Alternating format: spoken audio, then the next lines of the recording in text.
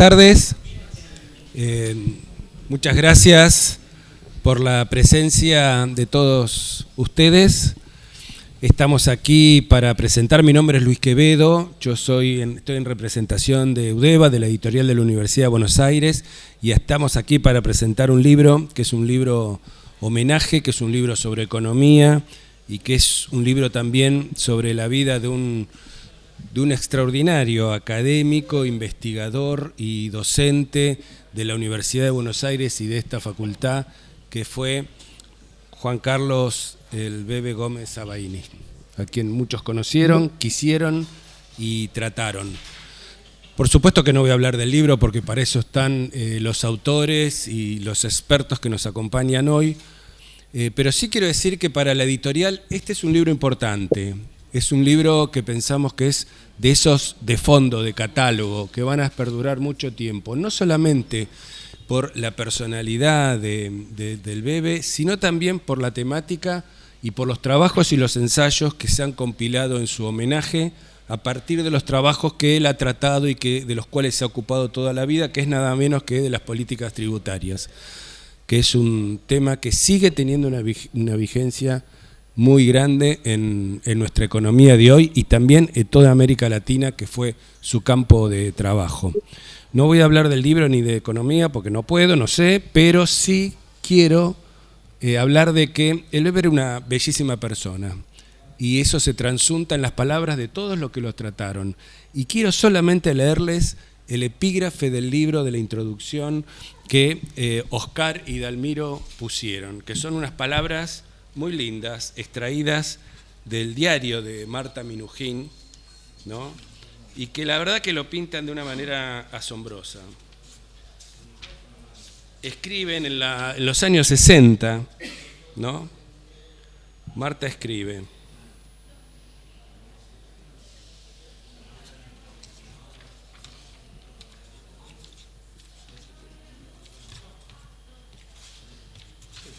¿dónde está?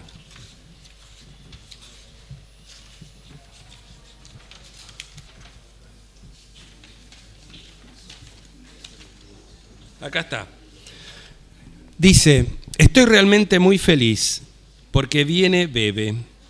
Siempre pensé que mi única mala suerte es la de habernos enamorado.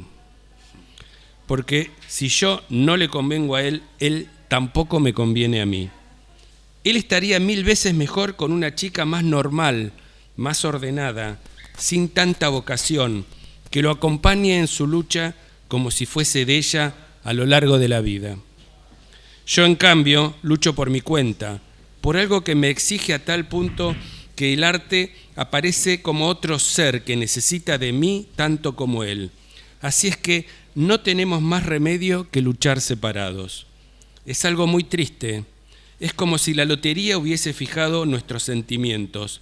Resulta imposible luchar contra el destino.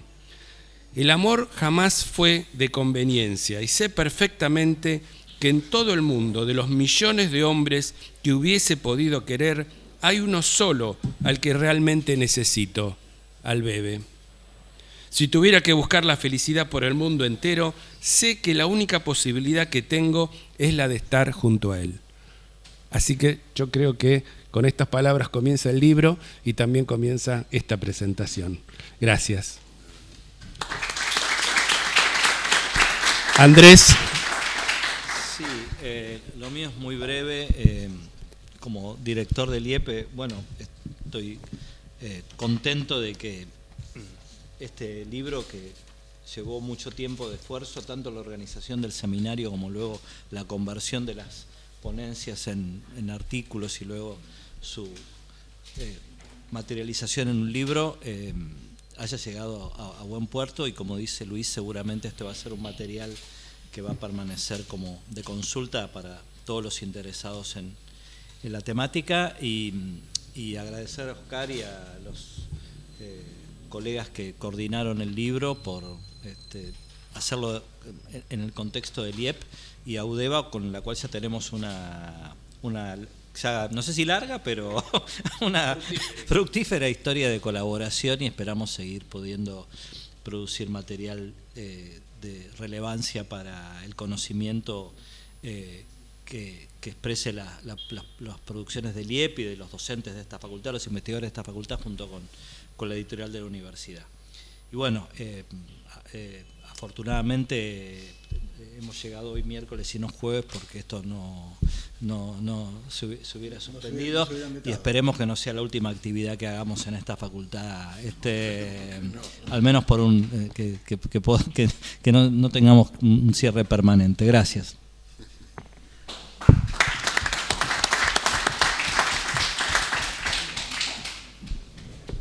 Gracias, Andrés y Luis. Me costaba aplaudir estas últimas palabras, pero bueno, así estamos.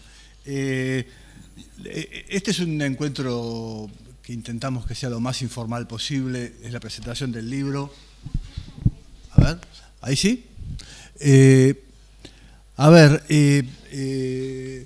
Me toca presentar el libro que después van a comentar Marcelo, Marina y Daniel desde Lima, y después va a hablar Dalmiro, que es el otro compilador de este volumen. Es cierto, como decía Andrés, fue mucho trabajo el seminario, mucho trabajo la realización del libro, sin duda, pero la verdad es que contamos con, y esto es lo más importante, contamos con la ayuda y colaboración de muchísimos, porque hay 26 contribuciones en este libro, todos quisieron participar, muy pocos de los que iban a participar no terminaron escribiendo lo que iban a escribir. La verdad que eso habla de la relevancia del tema, pero también del cariño que todos le tenemos al bebé. Lamentablemente, ahí me disculpo, la familia no pudo llegar porque justo Marta y Facundo están de viaje. Marta está presentando una muestra en Copenhague ahora, pero fueron muy importantes en la realización del libro. De hecho, la tapa, que es muy linda, es una foto que nos dio Marta, en donde ella está de alguna forma presente con una obra atrás. Y por último, todo ese esfuerzo además se vio materializado en un libro que es muy lindo. Y ahí vale la pena resaltar la ayuda de Eudeva, digamos. Uno, cuando trabaja estas cosas, no sabe cómo termina, si termina con un libro que lo esconde o para qué lo usa, y la verdad que es un libro mostrable, digamos, un libro que puede estar en la biblioteca.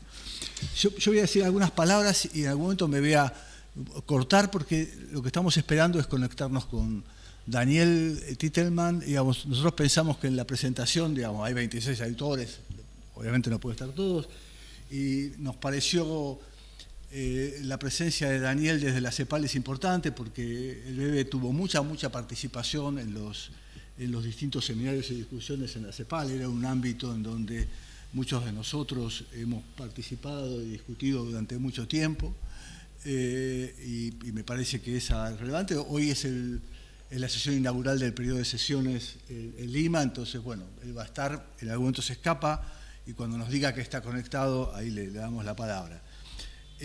Nosotros, obviamente, estamos en la Universidad de Buenos Aires, y Marcelo en La Plata era el otro ámbito donde el bebé participó mucho, y queríamos que también estuviera Marcelo presente.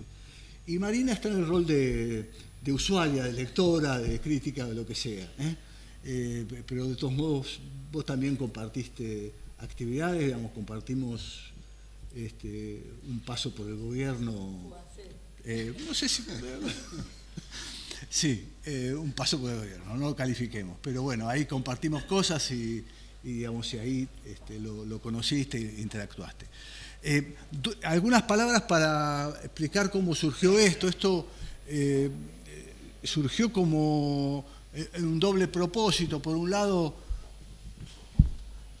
¿qué tal? ¿Cómo estás? Por un lado, digamos, la muerte del bebé nos sorprendió a todos en un momento muy triste que fue la pandemia, y a partir de ahí apareció la idea de que era necesario algún tipo de homenaje. Y el homenaje tiene que ver con los temas que él se preocupó durante toda su trayectoria. El bebé fue una persona de una trayectoria única. Digamos, yo creo que la historia de la tributación en Argentina y en América Latina de la segunda mitad del siglo XX y principio de este siglo es la historia de él. Él participó en todos los debates. No hay un tema de tributación en el cual él no haya participado. Hay muy pocos colegas que no hayan interactuado de una manera u otra con él. O sea que es una persona muy central.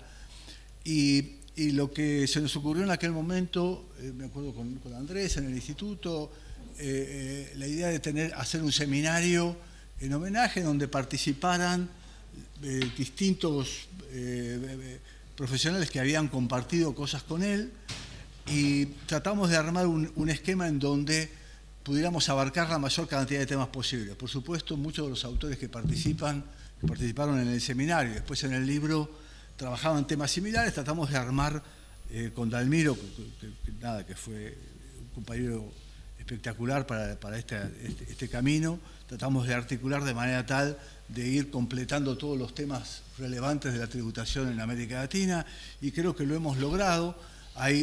Como ven, hay toda una discusión muy fuerte sobre la tributación y el desarrollo.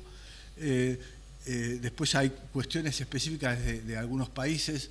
Acá Bebe, además de trabajar en Argentina, trabajó mucho en Centroamérica, y de hecho hay un capítulo del actual ministro de Economía de Guatemala, que fue un admirador y gran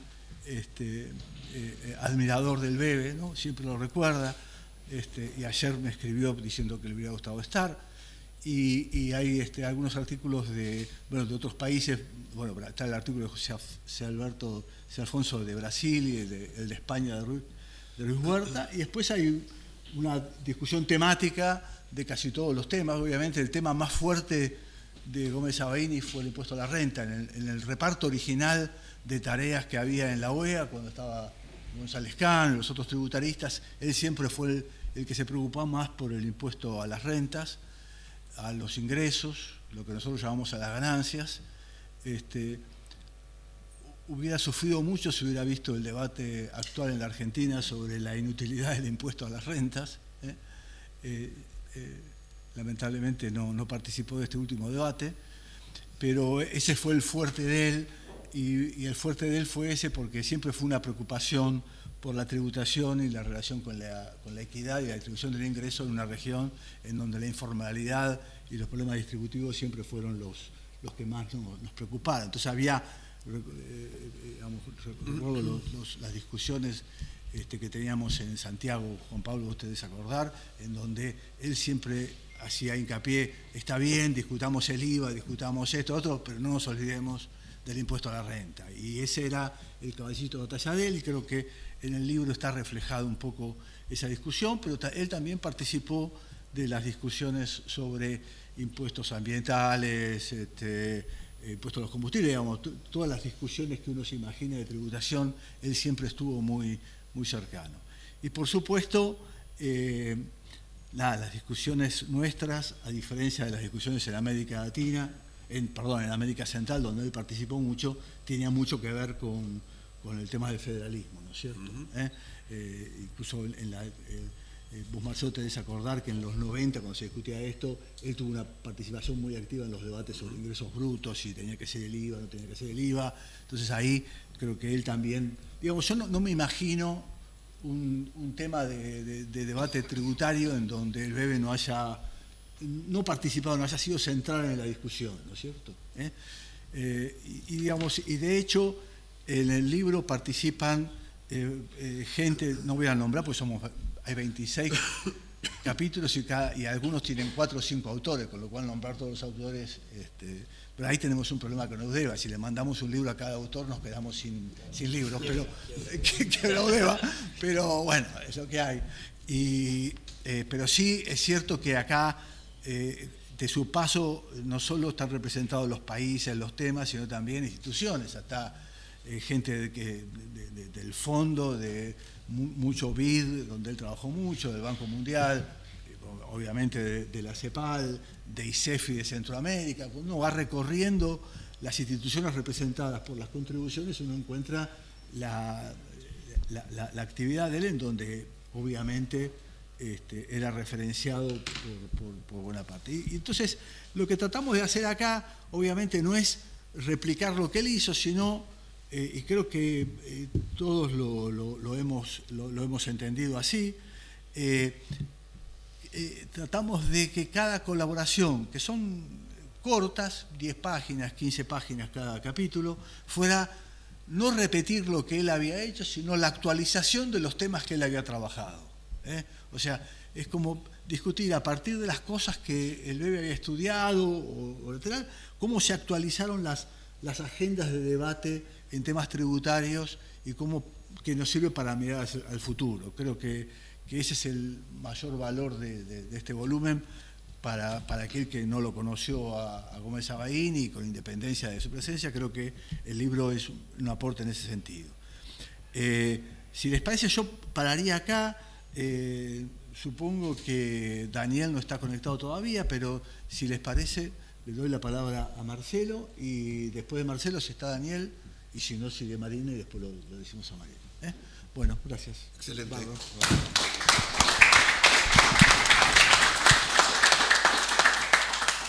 Bueno, muchas gracias. La verdad que estoy muy contento. ¿Se escucha? Hola. Estoy muy contento de estar acá. Me encanta la invitación, me encanta el homenaje a Gómez Sabaini. Felicito a todos los autores del libro y a los editores y responsables, que todos sabemos el enorme tarea que significa armar un libro de estos, ¿no? Pero me parece además que llega en un momento... Esperen que me corre un chiquitito. Llega en un momento, no porque me daba la luz llega un momento muy clave, porque el tema tributario pasa a ser muy clave, y uno se encuentra que hoy todo el mundo habla de impuestos, es impresionante. Así que bueno, capaz que podemos contribuir, y creo que sí, que el libro lo logra, hacer una buena contribución para este debate de los impuestos. Yo lo que voy a hacer muy brevemente es tratar de unir las contribuciones del BEBE Sabaini con un poco la actualidad de Argentina, los problemas tributarios de Argentina. Y si me paro estoy más cómodo. ¿Puede ser? ¿Necesito esto? Sí, porque así lo escucha Ramiro. Ok. ¿Se ve muy chiquito? No, que quería venir acá. Perfecto. Bueno, sí, porque por ahí así miro y me siento un poquito más cómodo. No, les decía, voy a tratar de unir algunas contribuciones, porque como dijo muy bien Oscar, han abarcado la mayoría de los temas tributarios, con algunas cosas de la realidad de hoy de Argentina que me parecen relevantes. Paso. Sí. No, básicamente ahí hay una comparación del diseño o de la estructura tributaria argentina comparada con los países de la OECD. Antes de meterme en los temas de diseño, digo, antes de pensar el sistema tributario tenemos que pensar qué nivel de gasto necesitamos financiar con el sistema tributario. Uno puede tener una sociedad tipo Dinamarca, Holanda, etcétera, donde uno tiene un gasto público 50 puntos de producto más, estado de bienestar importante. Uno puede tener otra sociedad de tipo americana, con un sector público 35 puntos de producto, más o menos. Y uno ahí tiene que pensar, bueno, ¿de qué manera lo financio esto, no es cierto? Lo que sí tenemos que tener claro es que cuando decidimos el nivel de gasto público tenemos que buscar, de alguna manera hay que financiarlo, ¿no? Esto es básico y me parece que también es parte un poco del debate que hoy tenemos. Entonces, dicho esto, miro el sistema tributario muy estilizadamente y marqué solo algunas cosas que me importan, porque me quería parar en las primeras dos, en renta personal, porque ahí estuvo el BEBE metido, digamos, ¿no? Esta fue su preocupación. Él miraría esto y decía, che, acá tenemos que hacer algo. Se volvía loco. Dice, bueno, no, acá hay dos cosas que importan sobre esto. Una, todo lo que se podía mejorar en términos de equidad tributaria, ¿no? O sea, esta diferencia entre 8 puntos, países desarrollados, OECD, 2,5 Argentina, dependiendo en qué periodo, renta personal, había un gran espacio para la tributación que él lo veía como una ventaja enorme. Y además, en términos de equidad tributaria, digamos, si se podía avanzar en la equidad tributaria, era ahí, digamos. Él tenía puesto mucho el foco en ese tema. Y me parece que, obviamente, pasó el tiempo y tenía un punto clave. Sin embargo, el año pasado, algo lo dijo recién Oscar, nos sorprendimos, ¿no? ¿Qué hubiera dicho él si hubiera estado con la reforma que aprobamos el año pasado?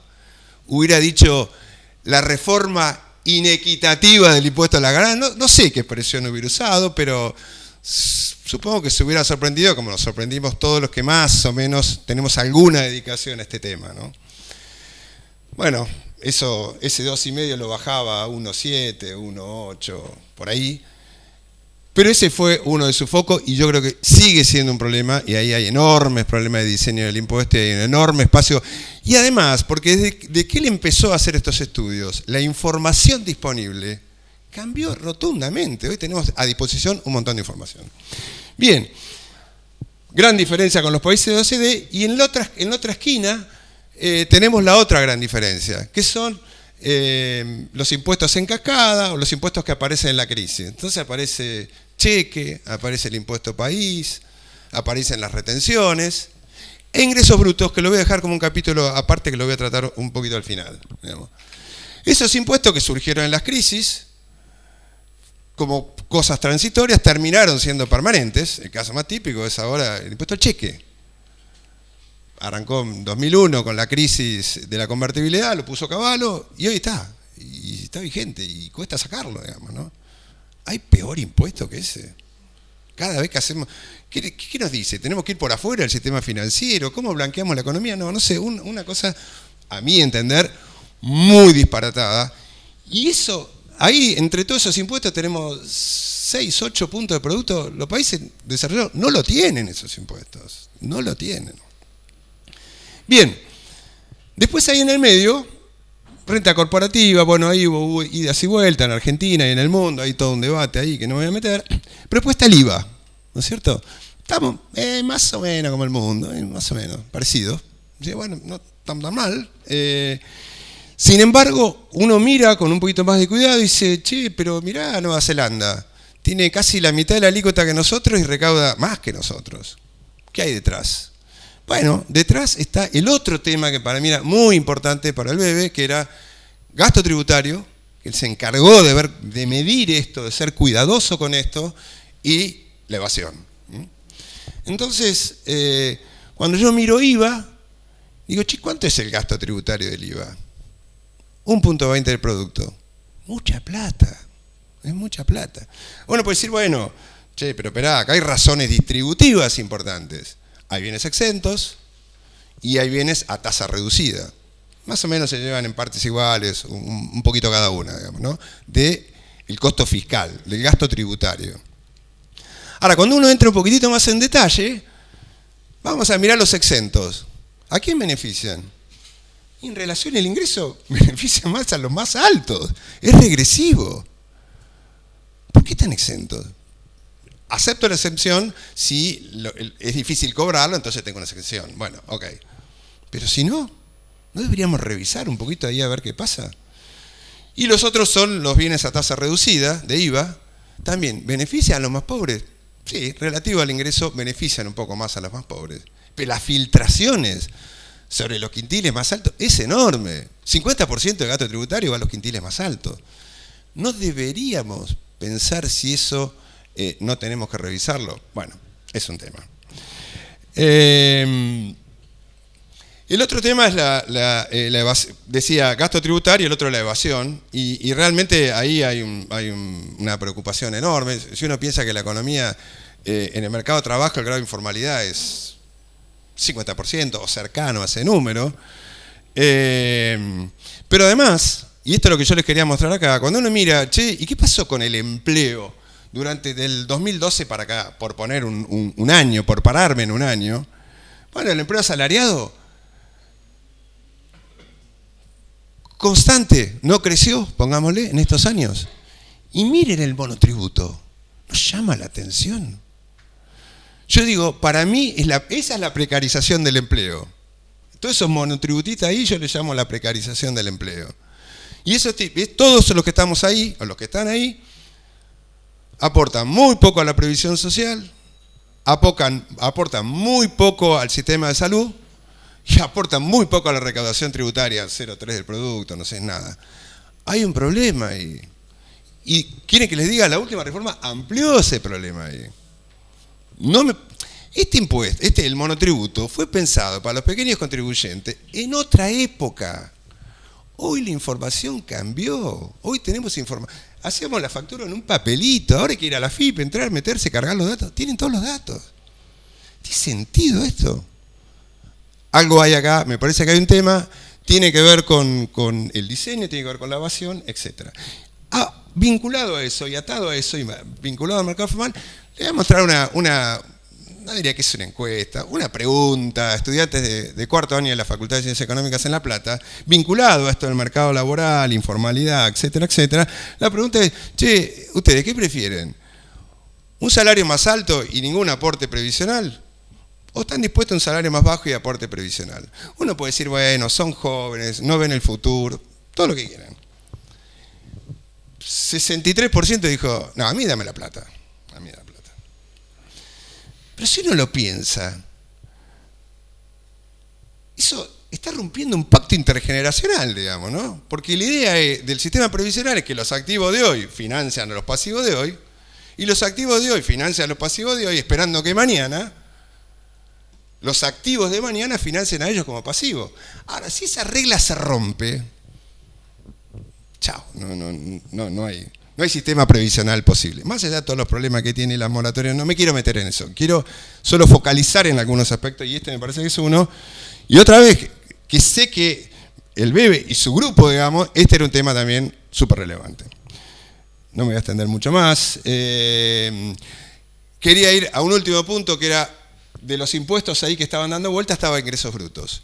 Ingresos brutos es un impuesto en cascada, un impuesto que afecta a la eficiencia, un impuesto que no sabemos quién lo termina pagando el impuesto. Horrible también el impuesto. Ahora, cuando todos los políticos y los economistas dicen, no, ese impuesto hay que sacarlo mañana, qué sé yo. No, amigos, esperen un poquito. Recauda 4 puntos del producto. Nos quejamos que las provincias no recaudan nada y al único que tienen se los queremos sacar. Pensemos cómo hacerlo en todo caso. Yo no es que esté en desacuerdo, pensemos cómo hacerlo. Hubo muchas reformas, 1980, 1975, 1980, 1993 con Cavallo, saquemos el impuesto. Nosotros decimos, es el ave fénix de la estructura tributaria. Lo sacaron, broma, al año, a los 3 meses, a los 8 meses, volvió a aparecer. No se saca un impuesto así. Y cuando yo miro la recaudación de ese impuesto contra el otro, acá figura actividades lucrativas porque así comenzó el impuesto, está medido desde 1885, el inmobiliario desaparece. En cambio, el impuesto al ingreso bruto crece todo el tiempo, y es obvio. Yo no le puedo decir a las provincias, sacás impuestos. No puedo. Me pedís que sea responsable, que no dependa de la transferencia del gobierno nacional, y el único impuesto que tengo me lo querés sacar. Imaginá un cambio posible, digamos, ¿no? Si no, no lo veo. Ya termino, solo quería decir que, por supuesto que el BEBE trabajó un montón de tiempo de eso, y veía el problema de la political economy. O sea, él, hace 30 años, 1993 dijo esto, leo una frase muy corta, dice, su posible sustitución del impuesto a los ingresos brutos por otra alternativa más aceptable constituye, en el campo de las finanzas públicas argentinas, uno de los desafíos más grandes, el que durante muchas décadas no ha podido tener una adecuada solución, si bien se han ensayado en el pasado distintas soluciones. O sea, ya hace 30 años veía que era muy difícil esto. Entonces, si vamos a proponer una reforma, pensémoslo. Termino con esto. 1985, yo tenía 25 años, empecé a trabajar, estaba trabajando en la Dirección de Análisis Fiscal, me había llevado Ricardo López Murphy, y bueno, él ya se había ido, Ricardo, lo habían ido, qué sé yo, algún problemita, y el BEBE era subsecretario de Política de Administración Tributaria, a mí me salió una beca en Litela. Yo estaba casado, ya tenía un hijo, dije, yo tengo que ir a hablar con el subsecretario y decirle, mirá, manteneme el cargo para cuando vuelva. Yo era joven, la verdad que tenía un miedo, dije, uy, a ver este tipo. Claro, cuando entré a la oficina, tenía un tipo que ya lo veía y desprendía bonomía, digamos, ¿no? Una cosa increíble. Por supuesto que me dijo, despreocupate, no va a haber problema, vas a Litela, ahí están mis amigos, ahí quiero que vayas, etcétera, etcétera. Y este para mí era el BEBE Sabaini. Después me tocó compartir con él en La Plata, vino a la maestría en finanzas, bueno, estuvo muchos años, formó mucha gente y nos encontramos en un montón de lugares. Si yo lo pudiera definir en una palabra, diría, era un tipo muy querible, ¿no? Muchas gracias.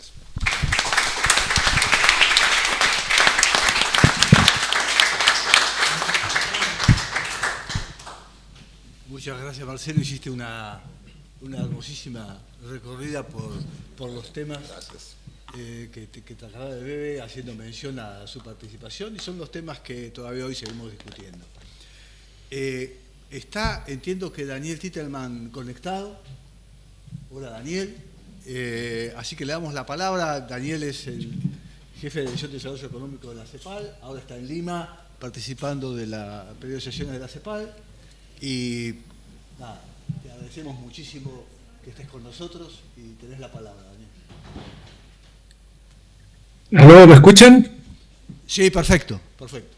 Hola, bueno, hola Oscar, muchas gracias, y antes que nada quisiera realmente agradecer la invitación a participar en este lanzamiento de este libro y poder compartir algunas reflexiones con ustedes sobre, desde la CEPAL, cómo nos hemos beneficiado y hemos aprendido del trabajo de Juan Carlos, y no quería dejar de pasar esta oportunidad, así que muchas gracias por la invitación, y perdonen que me haya incorporado un poco tarde, pero estoy en la mitad de la inauguración del periodo de sesiones de la CEPAL que estamos llevando en Lima. Así que quería primero agradecer mucho la invitación, y quería, en el breve tiempo que uno dispone, hablar un poco de los aportes a través de un poco la historia del seminario fiscal, donde Juan Carlos fue tan importante y hizo tantos aportes.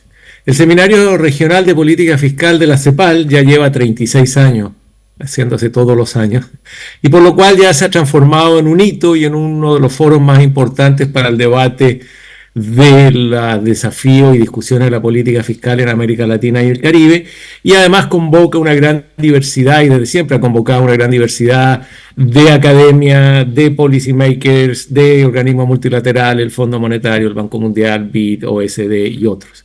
Y con el paso del tiempo se ha transformado en una fuente de discusión de los desafíos de la política fiscal con una mirada muy latinoamericana, lo cual ha sido también parte del sello de esta dinámica, de este seminario fiscal que, como les decía, lleva 36 años haciéndose de manera ininterrumpida. Y en esto el gran aporte del BEBE ha sido central desde sus orígenes. Él empezó a participar en este seminario desde los principios, y si uno hiciera un cálculo, probablemente ha sido la persona que más seminarios tuvo en el cuerpo y que más participó en estos seminarios. Y cuando uno empieza a hacer un poco de memoria de los aportes que hacía, quisiera un poco partir por los momentos en que estaba la discusión de la política fiscal, en los distintos momentos en que se originaban y se daban los seminarios. Durante la década de los 90 y principios de la década de los años 2000, pues la discusión fiscal, muy guiada por el consenso de Washington, estaba muy dirigida a fortalecer la capacidad de nuestros países de generar equilibrios fiscales o balancear las cuentas fiscales.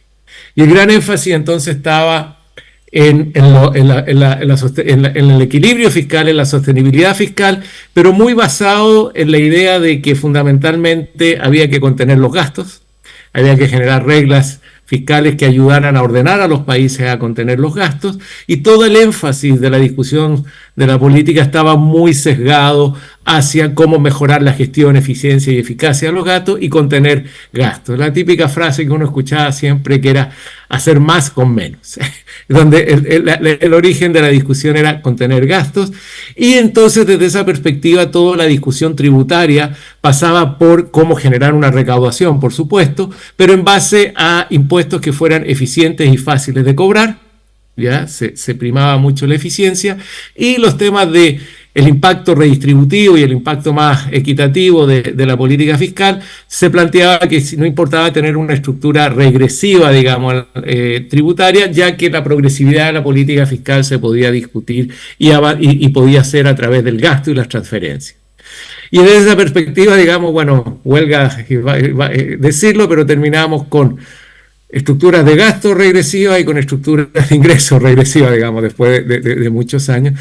Pero lo que quería destacar es que el BEBE en esa época ya alertaba sobre la importancia de la estructura tributaria y de cómo la estructura tributaria tenía que jugar un papel central no solo en recaudar y en recaudar y afectar la carga tributaria, sino también tenía un papel central en el impacto redistributivo de la política fiscal. O sea, no era todo solo a través del gasto, sino también a través de la estructura tributaria. Y ya en esos años, cuando el sesgo fuerte era olvidarse un poco de la estructura tributaria, lo único que importaba era la carga tributaria, y entonces buscábamos, y toda la discusión se basaba fundamentalmente en impuestos indirectos y el IVA, el impuesto al valor agregado, porque eran fáciles de recaudar, etcétera. Y ya el BEBE nos alertaba en esos años, algo que hoy día, voy a avanzar un poco más, ya se está transformando en una nueva norma para la discusión de la política fiscal, sobre la importancia de la estructura tributaria y sobre la importancia de avanzar hacia estructuras tributarias más progresivas, con mayor presencia y participación de los impuestos directos, y en particular en impuestos directos a las personas físicas.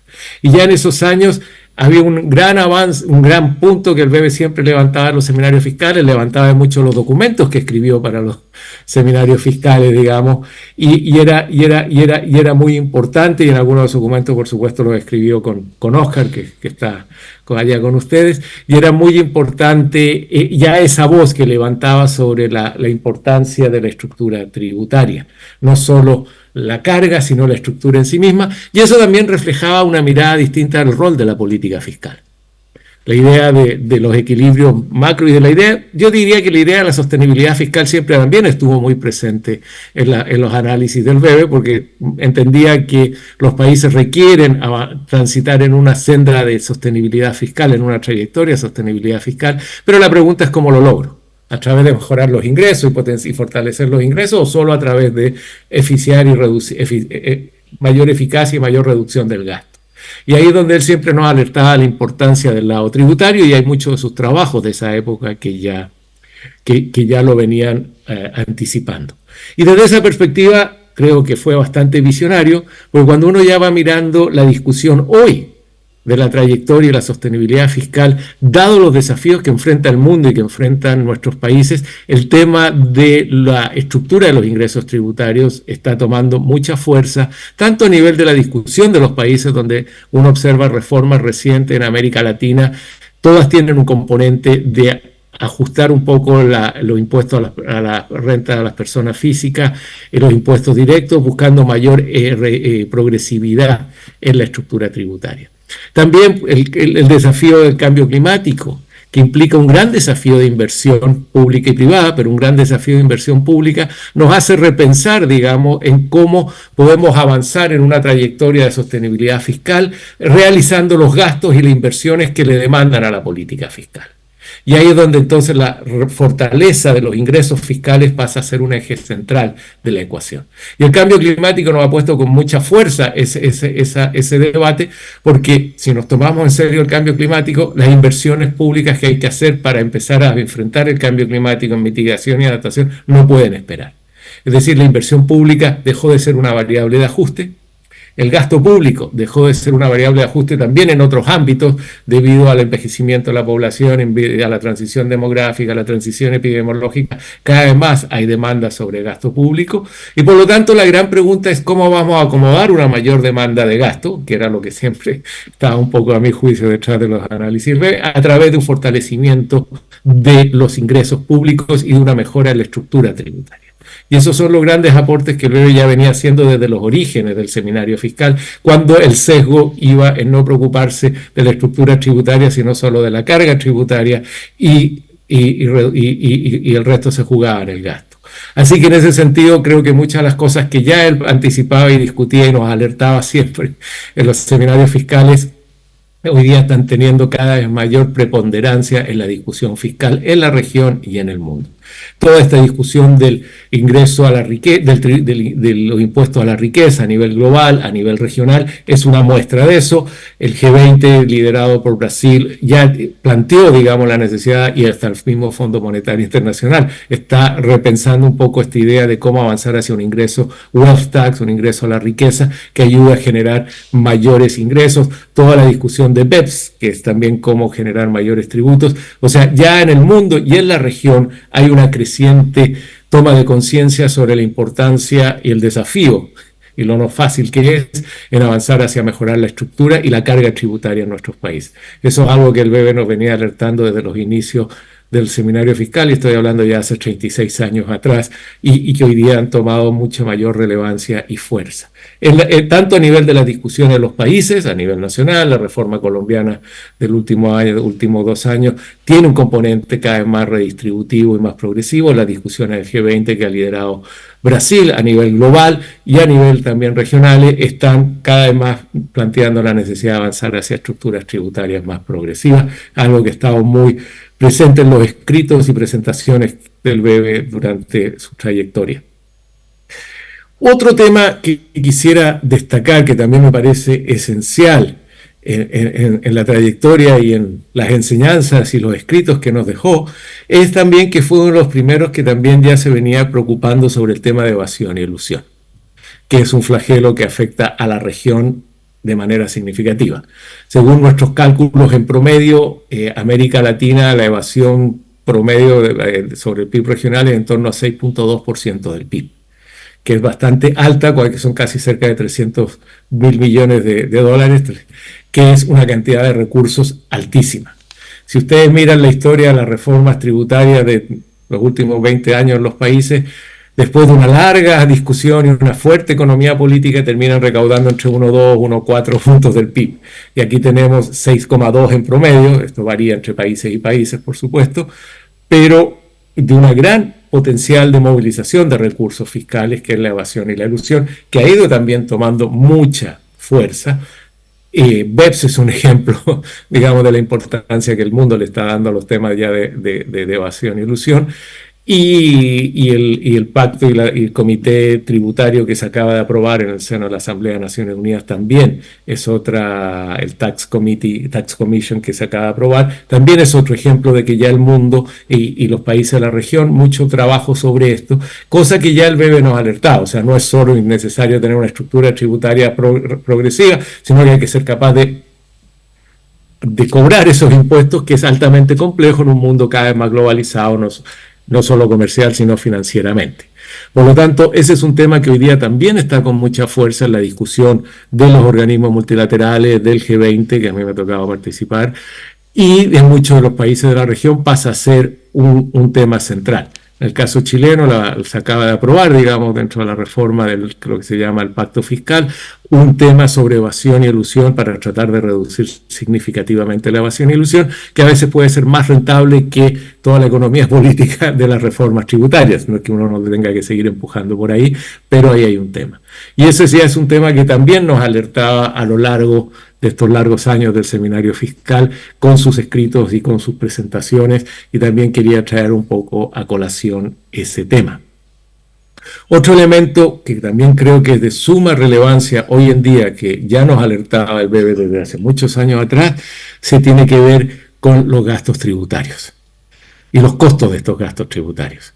América Latina gasta en promedio casi 4,8 puntos del PIB en gastos tributarios, o sea, tiene gastos tributarios equivalentes a casi 4,8 puntos del PIB, y hay países que van hasta 7, 8 puntos del PIB en gastos tributarios cuando uno mira a nivel país.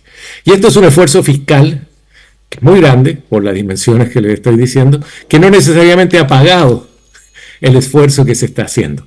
Y no ha pagado por problemas de gestión, por problemas de economía política, por problemas de capacidad de evaluar los gastos tributarios, por problemas de metodología, de ver cuál finalmente, hacia dónde van y cuál ha sido la rentabilidad de este esfuerzo. Y ya el BEBE nos alertaba hace muchos años atrás de que eso era un tema importante, porque era una forma de hacer política fiscal por parte de nuestros países bastante común, y que no estaba teniendo los resultados esperados, y que se diluía un poquito en la discusión, porque al final del día no era un gasto tangible, sino era un ingreso que se deja de percibir. Entonces era más difícil a veces discutir. Cuando uno hablaba de recortar gastos, se dedicaba a los gastos más tangibles, y estos pasaban un poco en el margen de la discusión. Y ya también hace algunos años atrás el Banco Mundial, nosotros en la CEPAL y muchos organismos, la OCDE y muchos, están crecientemente más preocupados por evaluar los gastos tributarios, sin decir que no sean un instrumento viable, razonable y válido, sino tratar de empezar a evaluar sus costos y su eficacia y eficiencia para poder mantenerlos en ejercicio. Y ya también el BEBE nos alertaba de esto desde hace muchos, muchos años atrás. Con esto quiero un poco ir diciendo que lo que yo quisiera destacar en este lanzamiento de este libro, digamos, que poco hace honor a la trayectoria intelectual analítica del Bebe en estos temas tributarios, es que fue un visionario. Y fue un visionario en varias medidas. No se dejó llevar por lo que está de moda, no se dejó llevar por el ímpetu del estándar, y cuando todo el mundo estaba presionando por la sostenibilidad fiscal basada en un manejo del gasto, donde los ingresos eran solamente una preocupación de carga tributaria, de recaudación, él ya siempre con una mirada distinta de lo que tenía que ser la política fiscal a lo que llamaríamos mainstream del Washington Consensus de esa época, ya nos alertaba de todos los problemas que hoy día estamos enfrentando y están empezando a ser los ejes centrales de la discusión de la política fiscal en la región, tanto a nivel país, tanto a nivel de los organismos. Inclusive el Fondo Monetario está planteando como la bala de plata para enfrentar el cambio climático. Podemos discutir eso, yo no estoy muy de acuerdo que sea la bala de plata, el impuesto al carbono. Donde entonces ya vemos que la arquitectura tributaria, la estructura tributaria empieza también a percibirse no solo como un eje recaudador, sino que puede ser un eje para generar incentivos y mover recursos hacia sectores que se consideren prioritarios, en este caso los sectores bajos en carbono, para combatir, adaptarse y mitigar al cambio y mitigar los efectos del cambio climático. Por lo tanto, esta idea que el BEBE siempre nos ponía por delante, de que la estructura tributaria era más que un instrumento recaudador, sino que era un instrumento de política redistributiva y de política de desarrollo productivo y de incentivos para el desarrollo productivo, que está tomando mucha fuerza en estos últimos años, y en por lo menos los últimos 3-4 años del seminario fiscal ha sido un eje central de la discusión, y uno lo percibe también a nivel de los distintos organismos multilaterales. Y entonces, como para no salirme del tiempo con lo que contamos para esta palabras, quisiera entonces cerrar enfatizando lo visionario, lo pertinente y válido que están muchos de sus planteamientos y escritos que hizo desde hace 30 años atrás, hoy en día, que pasan a ser el eje de la discusión de la política fiscal, que además tiene una mirada sobre el rol de la política fiscal más amplio de lo que nos daba el Washington Consensus, donde fundamentalmente el rol de la política fiscal era acomodar espacio para que el ahorro privado pudiera expandirse y el sector privado hacer lo que tenía que hacer. Y en ese sentido quisiera destacar lo feliz que estamos de haber podido contar con él durante gran parte de estos 36 años de seminario fiscal, y los grandes aportes que hizo a la discusión de la política fiscal, no solo en América Latina, sino hoy día a la discusión de la política fiscal que se está teniendo a nivel global. Muchas gracias.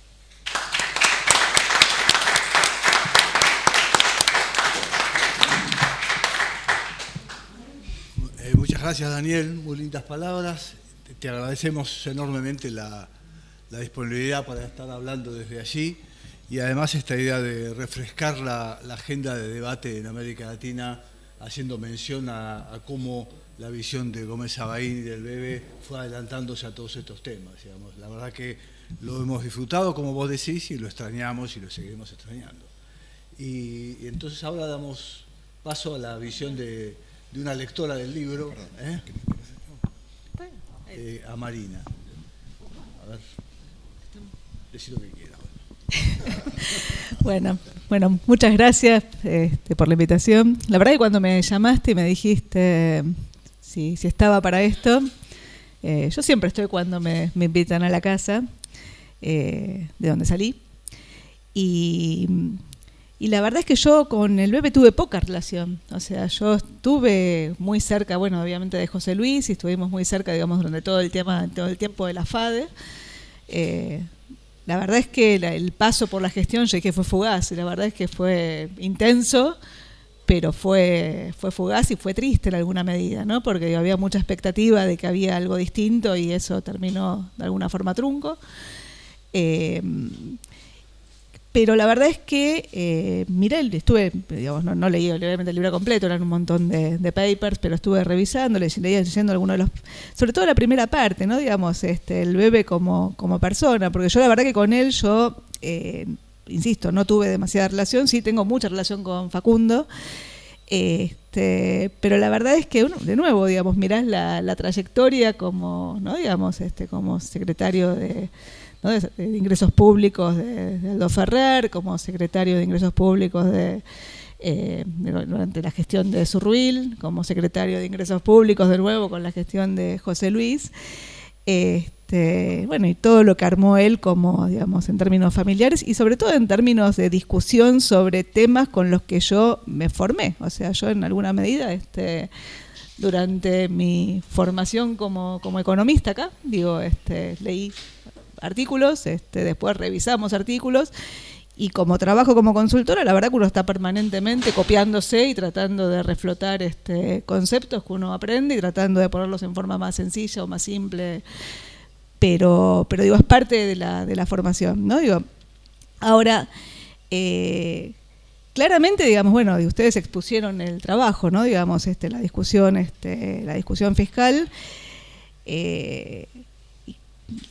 La sensación es que está todo de alguna forma sobrediagnosticado, ¿no? Es como que de alguna forma está todo de alguna forma discutido, pensado. El punto es cómo se gestiona, porque digo, cuando uno pensaba la política fiscal, no sé, en los 80, ¿no? Digamos, la verdad es que la discusión había un problema de baja, si querés, presión impositiva. O sea, vos lo mencionabas antes, ¿no? Hay una discusión entre, bueno, cuál es el tamaño del Estado y cómo lo fondeás, ¿no? Yo digo, y tenías en ese momento una recaudación que la mirás hoy en los papers del momento, digamos, entre 13, 14, 15, 16 puntos del producto. Digo, hoy estás recaudando 28, 27, en un contexto donde la presión impositiva normativa, yo me la paso, digamos, si quieren, escribiendo lobbies, o donde la mitad de cualquier cosa son impuestos, y la verdad que cuando vos armás la estructura tributaria normativa de casi cualquier producto en Argentina, sacando los gastos tributarios, o sea, que evidentemente el problema de evasión es mucho más grande que los 6 puntos que mencionaban en promedio para América Latina, montados sobre una presión impositiva efectiva mucho más alta, y en una situación donde desde el lado de los ingresos tenés un problema, pero también tenés un problema del lado del gasto y un problema de calidad del gasto público, ¿no? Digo, discutiendo hoy, ¿no? Digo, porque pasamos del esquema donde el tamaño del Estado, o sea, la política fiscal tiene que ser siempre expansiva, después vemos cómo la financiamos, primero la financiamos con impuestos, después la financiamos con emisión monetaria, con deuda hasta que llegamos, con emisión monetaria, y terminás sistemáticamente en crisis de endeudamiento. Yo la verdad que cuando pienso la situación en términos más, si querés, no digo estructurales, pero en términos sistémicos, y en pensar cómo se resuelve, claramente la política tributaria es parte de la solución, digo, la política de eficacia del gasto público. Yo lo que digo es ahí, al menos, yo digo, son 5 pujas distributivas en un esquema que es un sistema que se termina distorsionando cada vez más, ¿no? Digo, la primera es yo digo, capital trabajo, salario, superávit bruto de explotación, ¿no? Digo, todas interrelacionadas entre sí. La segunda es sector público, sector privado, es qué tamaño del gasto querés, cómo lo financiás, y después cómo generás un esquema de administración tributaria que te permita recaudar lo que financiás.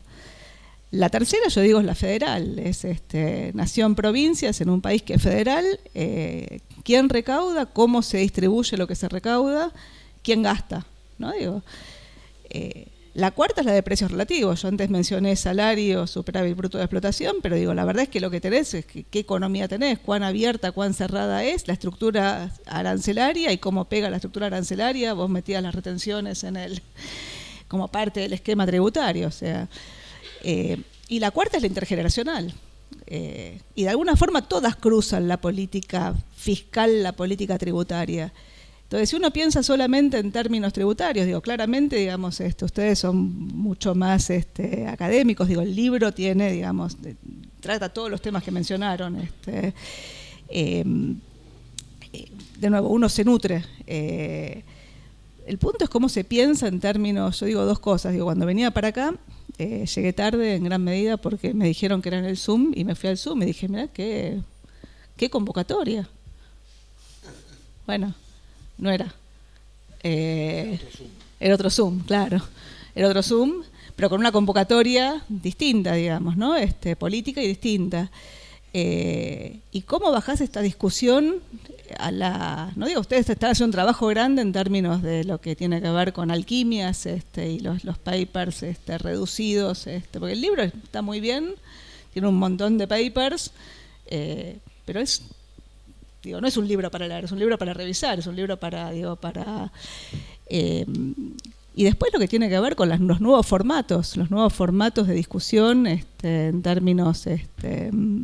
no sé, está acá Juli Folgar, en términos de... O sea, mi sensación es que la facultad nos dio, o por lo menos a mí me dio, digamos, la formación profesional, la facultad me enseñó, digamos, y mi sensación es que quedamos en un contexto donde la discusión tiende a ser cada vez más para la propia academia y cada vez menos para lo que es la llegada de las políticas públicas. Desde lo que fue la FADE, donde en la FADE hubo un programa económico que se sentaron, se discutieron, se juntaron equipos, se armaron, se trabajaron, y terminó, digamos, en lo que terminó, a lo que son los equipos económicos, digamos, que llegan cada vez al gobierno, donde finalmente llegás y después ves que lo que haces.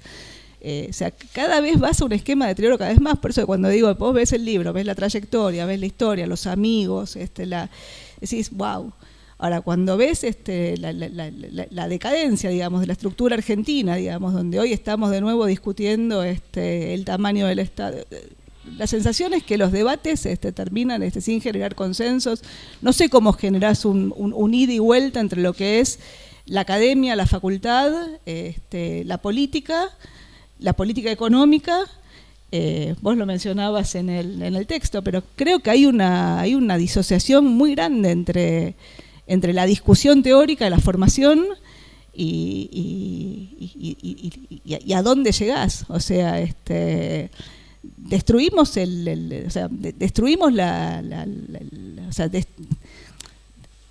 volvimos a, de nuevo digo, yo hablo de las pujas distributivas, ¿no? Digamos, y hablo de la política fiscal, ¿no? Digamos, y hablo del esquema de endeudamiento y del esquema de la moneda, digo. Vos mirás el grueso de la región, y el grueso de la región tiene estructuras tributarias más bajas, más chicas, digo, probablemente con niveles de informalidad altos, tienen tamaños del Estado mucho más chicos, no tienen estados de bienestar, digamos, como tiene la Argentina, pero tiene la Argentina un estado de bienestar trucho.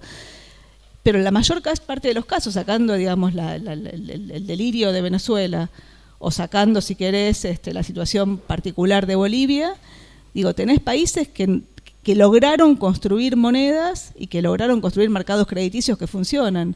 Entonces lo que digo es, bueno, de nuevo, el BB se dedicó, digamos, a trabajar particularmente sobre estos temas, que son temas de debate, pero la sensación que da es que estamos cada vez más lejos de la discusión de políticas públicas per se. O sea, lo de que pasó el año pasado con ganancias fue o sea, de alguna forma, digamos, la discusión sobre la participación del ingreso, digamos, del impuesto a las ganancias sobre las personas, se dio en el arranque del gobierno de la Rúa, con el cambio, bueno, duró 5 minutos.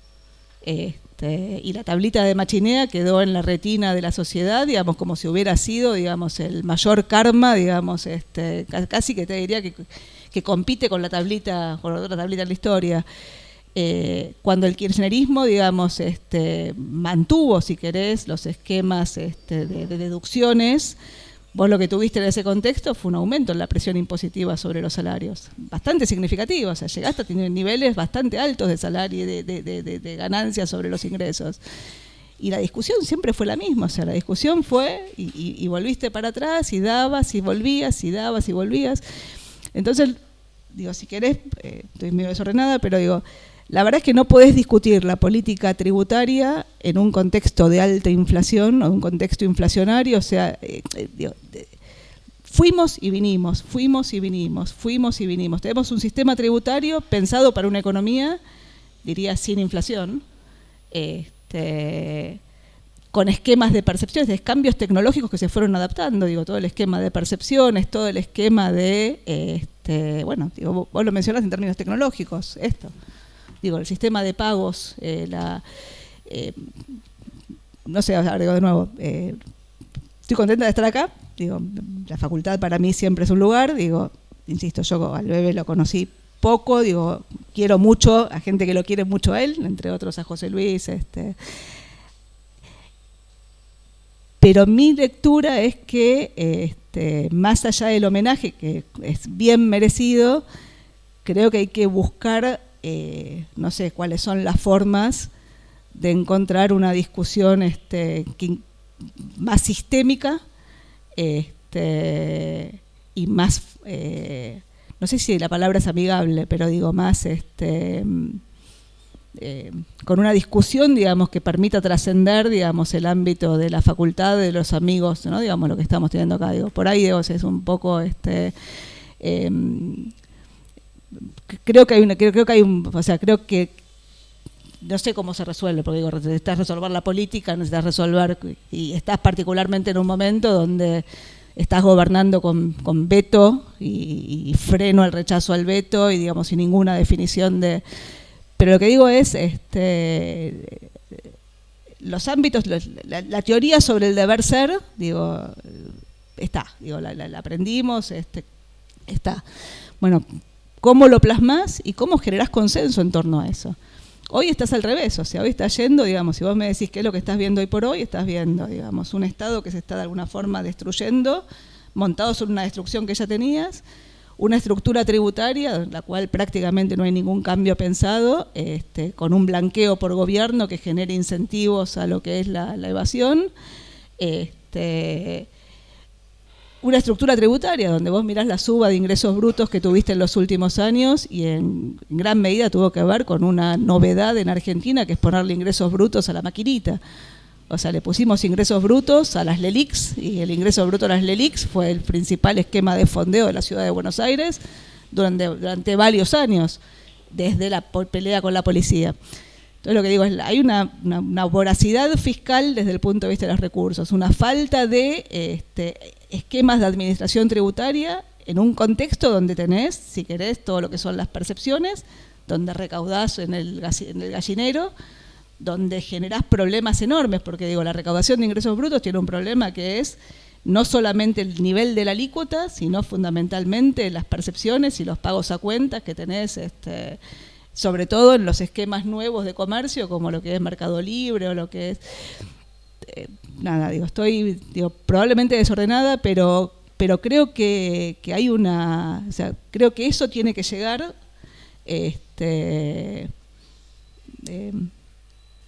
más fácil, más creo que hay un rol para cumplir, creo que hay una discusión más amplia de la que estamos viendo, o sea, esta discusión que estamos viendo es muy barreta, es vía Twitter, y creo que tiene muchísimo más para dar, digamos, creo que el libro es un lindo homenaje, pero creo que hay un rol, digamos, de la facultad que hoy estamos como todos con capa caída, digamos, y cansados, no mucho más.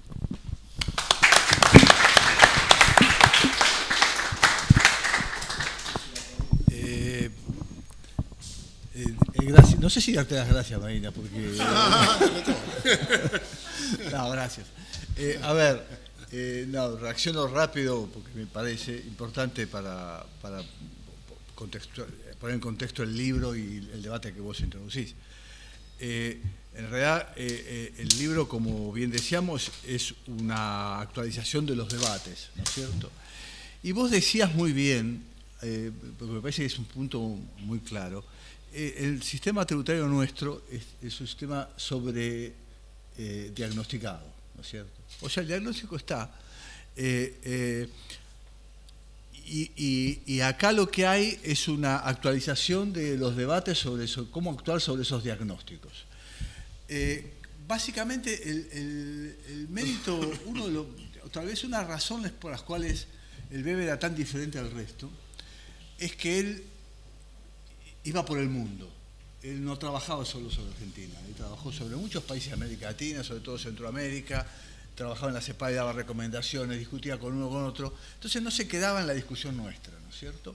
Entonces él iba mirando cómo estaba la agenda de reformas tributarias en toda la región, miraba mucho Europa, miraba lo que pasaba en España, entonces no se quedaba con la discusión nuestra.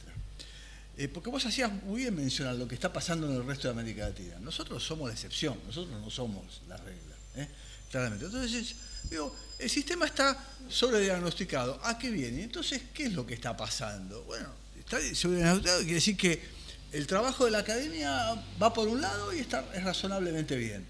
Ahora, lo que hizo la Argentina en los últimos 20 años, por decirte, es todo lo contrario a lo que recomendaría cualquier diagnóstico de los que hemos tenido. O sea, pues sí, soy diagnosticado. ¿Y nosotros qué hicimos? Bueno, creamos el impuesto al cheque, que vos decías, mantuvimos retenciones cuando el tipo de cambio ya no era tan alto, metimos impuestos a los activos que duplican los... Tengo un listado de cosas, y hoy es como que, yo digo, no es que me quiera defender la posición de la academia, digamos, estamos acá, está Capello por ahí atrás, que también puede hablar. Digo, nosotros, digamos, nos reunimos nosotros, ¿no es cierto? Pedro está La Plata, Juan Pablo, Capello, qué sé yo. Somos gente que pensamos distinto, digamos, no tenemos... Pero nosotros sabemos lo que estamos discutiendo. Y la academia, el debate en la academia es muy claro y muy obvio, digamos. Discutimos sistema previsional ahí con Julián, vamos, qué sé yo, y la verdad que gente que pensamos totalmente distinto, pero sabemos qué es lo que está mal y qué es lo que hay que hacer. Me parece que lo que está fallando es la política, digamos. Yo, en la época que el Bebe era subsecretario de Ingresos Públicos, con Surruil, con Machinea, digamos, bueno, está Jesús, que es bien testigo de toda esa época, digamos, había una reforma y el político que tenía lo llamaba por teléfono, Bebe, ¿qué pensás de esto? Y si no hablaba Bebe, hablaba con el otro, qué sé yo. Hoy, no sé, ayer me invitaron a una reunión para discutir el futuro de la protección social, una institución que no vale la pena que la mencione. Dice, es un debate de 1 hora, el viernes no sé cuánto, es un debate horizontal, donde participan organizaciones de sociedad civil, jubilados, qué sé yo. ¿Y yo qué tengo que hacer? Digo, nada, yo nada, que opino como si fuera un ciudadano, no sé, digo, esto está para ser leído por la gente que tiene que hacer reforma. Yo no soy legislador, pero un legislador debería tomar esto y preguntarte si tenés alguna duda. Yo creo que lo que está faltando es el nexo entre la política y la academia, que está cada vez más lejano en este país, no en la región. Si Daniel siguiera aquí en activo y pudiera participar, te diría, mirá, nosotros vamos a tal país, qué sé yo. Bueno, a mí me toca como consultor, qué sé yo. No sé, vos, Luis, debes viajar, vos, no sé, vas a otro país y a mí no, la gente del gobierno me escucha, me pregunta, ¿por qué? Digo, yo voy a, qué sé yo, voy a Paraguay y me preguntan, ¿y usted tiene el monotributo? ¿Se puede? Y yo les explico por qué el monotributo no hay que hacerlo, porque sí. Y me escuchan y, bueno, discuten, qué sé yo. Acá no hay nadie que les interese discutir a partir de lo que uno estudió.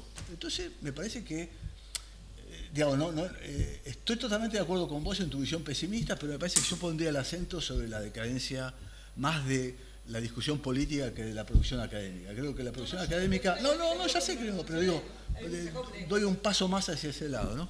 Pero claro, no quiero extenderme porque el debate es otro y no tenemos mucho tiempo porque nos van a cerrar, nos van a echar porque se viene el paro, así que... y nos queda todavía una participación de Dalmiro que está... Pero no, si alguien tiene alguna intervención corta, algún comentario antes de que hable Dalmiro, con gusto. ¿Nadie se anima? ¿No? ¿Le damos la palabra a Dalmiro? Bueno, Dalmiro, ¿estás ahí? Estoy acá. Bueno, él es el que trabajó... ¿Se escucha, no? Yo firmé esta compilación con él, pero el que trabajó es Dalmiro, así que le corresponde hablar. No, bueno, yo voy a tratar de ser breve.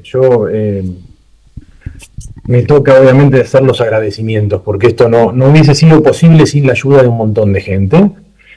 Así que yo lo voy a dejar para el final. Yo quiero hacer pequeños comentarios. Bueno, muchos de los presentes, no sé todos los que están presentes, después Oscar me contará, pero me imagino muchos amigos, colegas, invitados, así que les agradezco muchísimo la presencia. Yo hoy pensaba a la tarde, yo no pude estar presencialmente por motivos laborales, pero pensaba si le hubiese preguntado en vida, Bebe, ¿qué hubiese hecho? Me hubiese dicho, quédate allá y no se te ocurra volar, porque él era un tipo muy práctico, y siempre encontraba soluciones para todos los problemas, así que me quedé tranquilo por eso. Y yo quisiera hacer pequeños comentarios sobre cada una de las intervenciones de los tres panelistas, que les agradecemos, bueno, tanto yo como Oscar, muchísimo a Marina, a Daniel y a Marcelo. Yo quería decir lo siguiente, el libro, en principio, el libro, como dijo Oscar, ustedes van a encontrar 26 artículos de un número muy importante de colegas y especialistas, y de la lectura rápida de los capítulos, que abarcan prácticamente todas las temáticas que están vinculadas con la tributación, no solo tradicional, sino aspectos que han tomado relevancia sobre todo en la última década. Creo que se puede ver que en cada uno de los capítulos hay referencias, varias referencias explícitas o implícitas, de análisis y de trabajos que ya, como decía Daniel, que ya Juan Carlos ya había explorado, ya había trabajado, ya había debatido, y donde había hecho su aporte en cada una de estas áreas. Y esto de alguna manera pone en evidencia, de hecho, que estén en el libro hoy temas y trabajos que Gómez Sabaini había explorado hace 20 o 30 años, de alguna manera pone en vigencia, pone en evidencia la vigencia de sus ideas, y también adicionalmente la influencia que él tuvo en innumerables colegas que, bueno, que por supuesto están reunidos en el libro, pero que hay otros que tampoco están ahí por una cuestión de espacio y tiempo, pero a lo largo de toda la región sigue siendo, y doy fe de ello, que cuando uno habla con colegas y funcionarios de otros países, el nombre de Gómez Sabaini sigue siendo una referencia, sobre todo en países centroamericanos sigue siendo una referencia, así que eso de alguna manera al libro le da un valor muy importante, creemos. Y luego quería hacer un comentario sobre tres aspectos que mencionaron los tres panelistas y que me parecieron muy pertinentes. Voy a empezar por Marcelo, o sea, por el orden que llevaron, ¿no? Me parece que el tema que planteó Marcelo, de alguna manera, poniendo el tema de la tributación subnacional y del federalismo, que sabemos que en Argentina es muy importante, y que ha sido quizás una de las trabas más importantes que han tenido los intentos de reforma integral que ha tenido el país, y que uno lo ve replicado en otros países de la región. Pero, para ser un poco optimista, lo que estamos viendo, o lo que vimos, donde está avanzando Brasil con su reforma, de alguna manera nos brinda y nos va a brindar muchas enseñanzas de cara al futuro. Y muestra que no es imposible, que no todo está perdido, pero que obviamente que necesita un trabajo de todos los sectores involucrados y de un consenso muy importante para lograr un cambio de la estructura tributaria hacia un sistema tributario mejor. Digo, Brasil lo está haciendo con una mirada a mediano plazo, y en este caso creo que el punto sobre la parte del federalismo es importante plantearlo. Luego, bueno, lo que decía Daniel, digo, si hay dos temas que Bebe tuvo, o donde Bebe ha reconocido como una referencia durante décadas, fue el de tributación directa, el de la tributación progresiva, no solo la tributación sobre la renta, sino también la tributación sobre el patrimonio y la riqueza, y la tributación sobre las herencias en sus diferentes versiones, que hoy es uno de los temas que aparecen prácticamente en todos los debates de tributación nacional e internacional. O sea que está más vigente que nunca. Cuando él era de alguna manera el impulsor de estos debates en épocas que eran mucho más reacias a tomar este tipo de recomendaciones, pero él insistió durante décadas, bueno, y hoy vemos que las discusiones van por ese lado. Y el tema de evasión lo mismo. Digo, La lucha contra la evasión, si bien el tema del incumplimiento fue recurrente durante décadas en todos los países de la región, hoy lo que se ve es que las últimas reformas, las más recientes, que están impulsando los países y las que acaban de aprobar recientemente, como el caso de Chile, tienen un componente muy importante de específicamente el combate contra la evasión. O sea, ahí me parece que, bueno, los aportes que ha hecho Juan Carlos en su momento e impulsando no solo el debate sobre el incumplimiento, sino la importancia de la medición de la evasión y temas que en su momento parecían demasiado avanzados hoy por hoy son parte fundamental de las reformas tributarias, ¿no?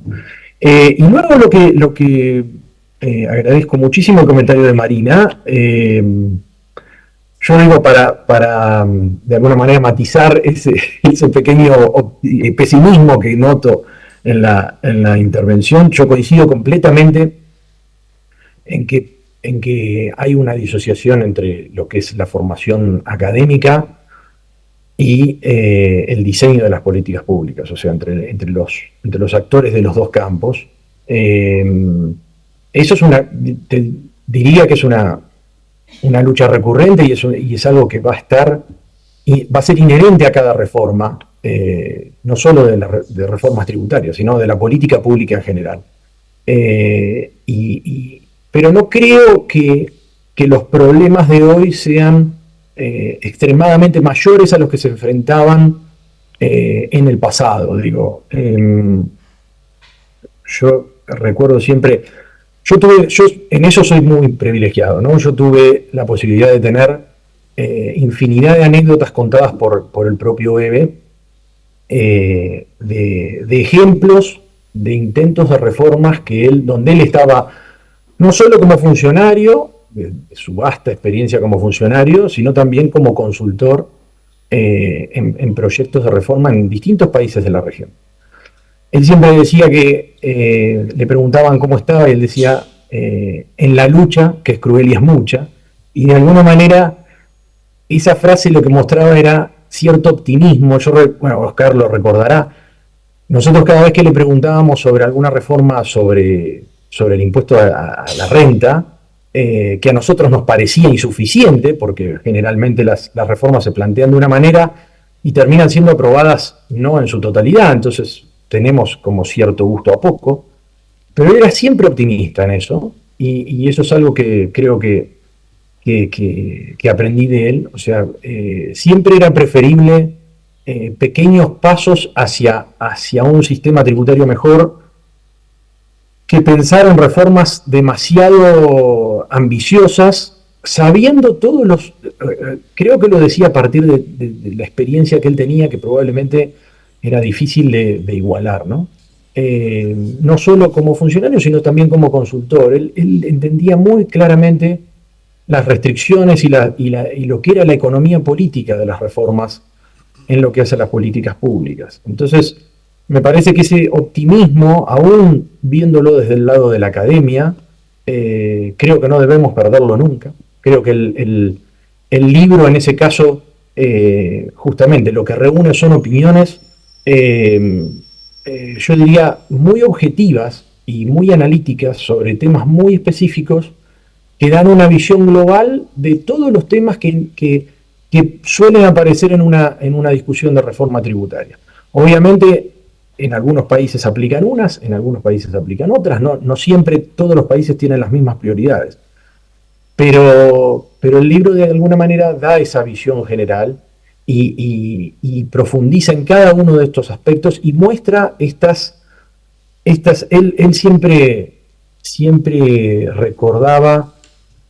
De hecho, hay un libro anterior editado por él y dos colegas, bueno, el Juan Pablo y el Ricardo Marner, editado por la CEPAL, que él impulsó para que se titulara Consensos y Conflictos, porque él siempre insistía sobre que, y esto viene a colación por lo que decía Marina, lo de los consensos y los conflictos. La política tributaria tiene conflictos que son prácticamente permanentes y yo coincido que hay muchos diagnósticos, pero no siempre el estar sobrediagnosticado quiere decir que uno sabe que solamente se va a hacer eso.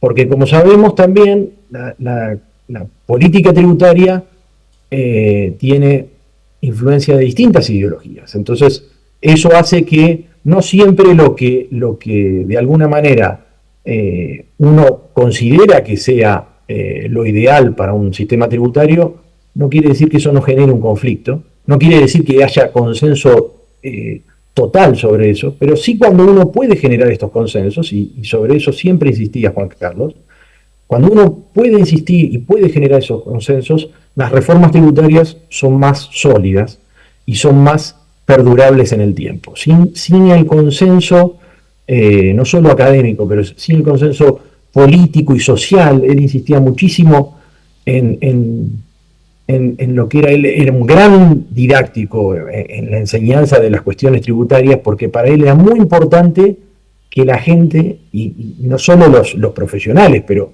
que en general los alumnos, los colegas entendieran por qué era importante lo que él sostenía, por qué era importante que la tributación fuese progresiva, por qué era importante que la estructura tributaria estuviese balanceada y no era una mera comparación con los países, entre los países de la región y los países desarrollados, no era una cuestión caprichosa, sino que realmente él confiaba en que la tributación se tenía que basar en un contrato entre la política, pero también la sociedad. Entonces la sociedad debería de aceptar de alguna manera ese pacto, y de esa manera también se contribuía a que esa tributación que era aplicada sobre la sociedad fuera aceptada socialmente y sirviera para financiar el gasto público y equilibrar las cuentas fiscales. Entonces, eso era una cuestión que él insistía mucho.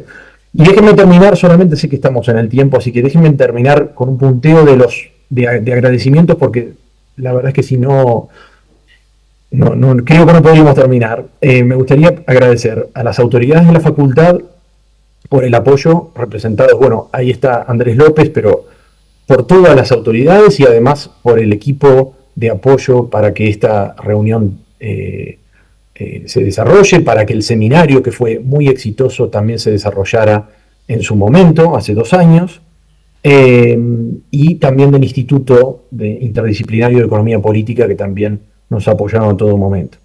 También agradecer a Luis Quevedo, al director, a Esteban Lopresti, el editor del libro, y a todo el equipo de preparación y difusión del libro. La verdad que nosotros hemos quedado muy, muy contentos, muy satisfechos con el libro y muy agradecidos por el material que se ha producido. Nuevamente a los 3 panelistas, eternamente agradecidos por esta intervención y la participación. A los autores, por supuesto, a cada uno de los autores que colaboraron en todo momento y que brindaron su aporte, no con nosotros, sino con la memoria de Juan Carlos y por el afecto y el respeto que les inspiraba. A los invitados presentes, como dije, a la familia de Bebe en especial, que sé que no han podido estar, pero bueno, a Marta, a Facundo y a Gala. También especialmente a Javier, a Giela y a los colegas de AFISPOC que deben estar ahí presentes. Y bueno, por supuesto tenía que terminar al homenajeado, ¿verdad? O sea, digo, todo esto ha sido posible por todo lo que ha generado Juan Carlos en cada uno de nosotros. Entonces me parece que todos estos esfuerzos que yo les menciono y esto que inspira y estas discusiones y estos debates han sido inspirados por alguien que ha dejado siempre una buena imagen en todos nosotros, de una generosidad intelectual difícil de igualar, y bueno, creo que estamos cumpliendo de alguna manera con todo lo que nos ha legado, y trataremos de seguir de mantener por muchos años más sus mensajes a lo largo de su trayectoria. Muchísimas gracias.